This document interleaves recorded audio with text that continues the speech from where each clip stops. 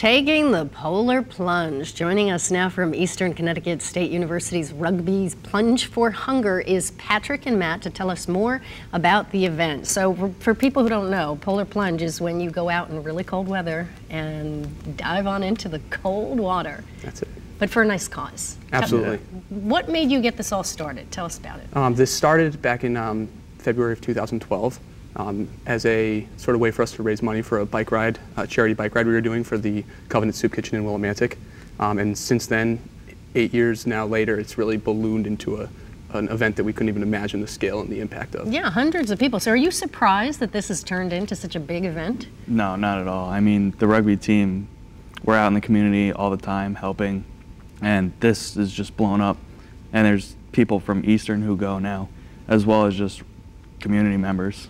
And it's a nice cause, you know, the whole food share thing. I think people, if they haven't necessarily thought about those things before, we have some pictures up of your prior events, you know, with everything that happened with the federal workers and people who needed to avail themselves of those things. But you guys have known for a long time, even before that, that these can come in very handy. A lot of working poor, not necessarily homeless, but people who have jobs but still need to go to these types of places. Right, and it's a good time of the year too because the holidays are over. A lot of people make donations to the soup kitchen around the holidays, around Christmas and Thanksgiving, and then in the beginning of the year those donations kind of fall off. So this is a really good way to kind of pick that up and help out the people who need it. So I'm curious, I look at these pictures, you know, for the polar plunge, it's probably warmer in the water than the outside air temperature, right? So do you kind of hang in there or do you jump in and get right out? What's the strategy?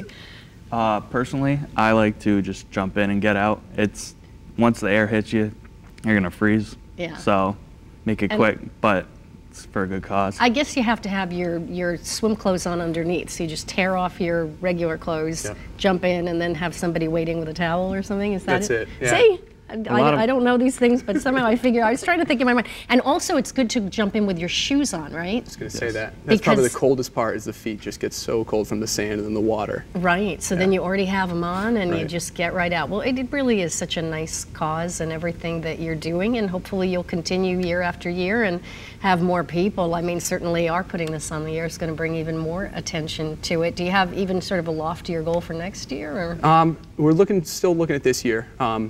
Looking around like $160,000. We have a match through the Jeffrey P. Austin Family Foundation. Matches every donation up to $60,000. Nice. Well, we have something up here, Eastern Connecticut State University Rugby. It's February 2nd, noon at Lauter Park in Willimantic. Can people still get in on the action if they want to? Yeah, of course. You can come down the day of, and we're collecting donations, or you can go online to covenantsoupkitchen.org and donate online that way. Awesome. You may get some plungers. Not me, but maybe a few. All right. Thank you guys for joining us. We appreciate it. Good luck to you. Thank you. Thank you. All right. We're going to be right back. Stay with us.